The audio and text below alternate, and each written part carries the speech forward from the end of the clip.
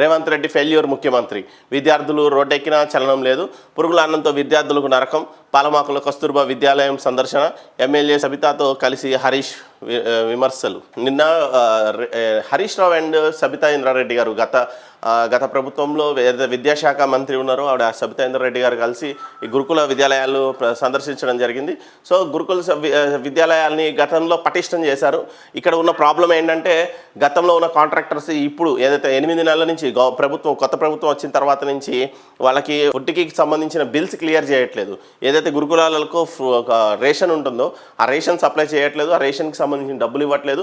తర్వాత సబ్బులు, షాంపూలకి లేదంటే బ్రష్లకి, వాటికి కాస్మెటిక్స్కి ఇవ్వాల్సిన డబ్బుల్ని కూడా ఆ స్టోర్స్కి ఇవ్వని పరిస్థితి. సో ఆ పరిస్థితుల్లో వాళ్ళు నాణ్యత లేని ఆహారం పెట్టి చిన్నారులకి అది నచ్చక వాళ్ళు క్వశ్చన్ చేయడంతో వాళ్ళ కళ్ళల్లో కారం కొట్టడం, వాళ్ళని దుర్భాషలాడడం జరిగింది. సో ఇదే పరిస్థితుల్లో విద్యార్థులు రోడ్డెక్కిన పరిస్థితి. సో అక్కడికి నిన్న హరీష్ రావు అండ్ సబితమ్మ వెళ్ళి పరామర్శించడం జరిగింది. గతంలో ఎన్నడూ ఇలాంటి పరిస్థితులు లేవు.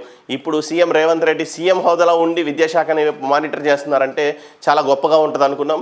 కానీ ఇలాంటి దుర్భరమైన పరిస్థితుల్లో విద్యార్థులు ఉన్నారని మేము అసలు అనుకోలేదు. సో ఈ పరిస్థితులు చూస్తుంటే మాకే కన్నీళ్ళు వస్తున్నాయని చెప్పేసి సబితేంద్ర రెడ్డి మాట్లాడడం జరిగింది. సో ఇదే క్రమంలో హరీష్ రావు కూడా ఒక రకంగా బాధపడ్డాడు ఆయన.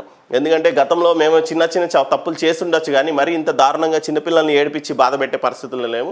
రేవంత్ రెడ్డికి కూడా పిల్లలు ఉన్నారు, మనవాళ్ళు ఉన్నారు. వాళ్ళకైతే ఇలాంటి భోజనం పెడతారా అనేది కూడా ఒక క్వశ్చన్ రేకెత్తిచ్చారు.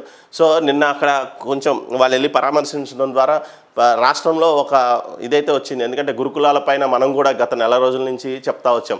గురుకులాలలో ఇబ్బందులు పడుతున్నారు విద్యార్థులు. గురుకులాల్లో అక్కడ ఆహారం సరిగా లేదు, విద్యార్థులకి వసతులు సరిగా లేవని చెప్పేసి మనం ఓకేటీవీ కూడా గత 2-3 నెలల నుంచి మొత్తుకుంటున్నా సరే ఎవరు పట్టించుకునే పరిస్థితి. సో మైనారిటీ గురుకులాల్లో కూడా సేమ్ పరిస్థితి ఉంది. కానీ మైనారిటీ గురుకుల విద్యార్థులు ఎక్కడా బయటపడట్లేదు. సో ఇది ఇక్కడ జరుగుతున్న గందరగోళం. దీనిపైన రేవంత్ రెడ్డి దృష్టి పెట్టాలి. బాబు రేవంత్ రెడ్డి గారు, మీకు కూడా ఒక మనవడు ఉన్నాడు, బిడ్డలు ఉన్నారు, మీకు కూడా పిల్లలు ఉన్నారు. సో మీరు కూడా విద్యాశాఖ పైన దృష్టి పెట్టి ఇలాంటి వాళ్ళకి పురుగులన్నం పెడితే మీ ఇంట్లో పిల్లలకి ఎలాంటి పెడుతున్నారో ఒకసారి ఆలోచించి వీళ్ళ దృష్టిని కూడా మీ మనవళ్ళలో, మీ మనవరాళ్ళు, మీ ఇంట్లో బిడ్డలే అనుకున్నట్టే మీరు ఫోకస్ చేస్తే బాగుంటుంది. సో ఖచ్చితంగా నిన్న కంటతడి పెట్టుకున్న పరిస్థితి సబితా ఇంద్రారెడ్డి గారు. తెలంగాణలో అల్పపీడన ప్రభావం, వర్షాలతో అప్రమత్తంగా ఉండండి. ఎలాంటి పరిస్థితులైనా ఎదుర్కోవాలి. వరద ప్రాంతాల్లో ప్రజలను హెచ్చరించండి. ప్రాణ ఆస్తి నష్టం జరగకుండా చూడండి. కలెక్టర్లకు సీఎస్ శాంతకుమారి సూచన. Red alert. తెలుగు రాష్ట్రాల్లో భారీ వర్షాలు. ఏపీలో ఎడతెరపి లేకుండా కురుస్తున్న వాన. 10 చోట్ల ఇళ్లలోకి చేరుతున్న నీరు. ప్రధాన రహదారులపై వరదలు. తిరువూరులో ముంచెత్తిన భారీ వర్షం. బైకుతో సహా కొట్టుకుపోయిన వ్యక్తి. భారీ వర్షాలతో విజయవాడ అతలాకుతలం. విరిగిపడ్డ కొండ చర్యలు. 5 మృతి.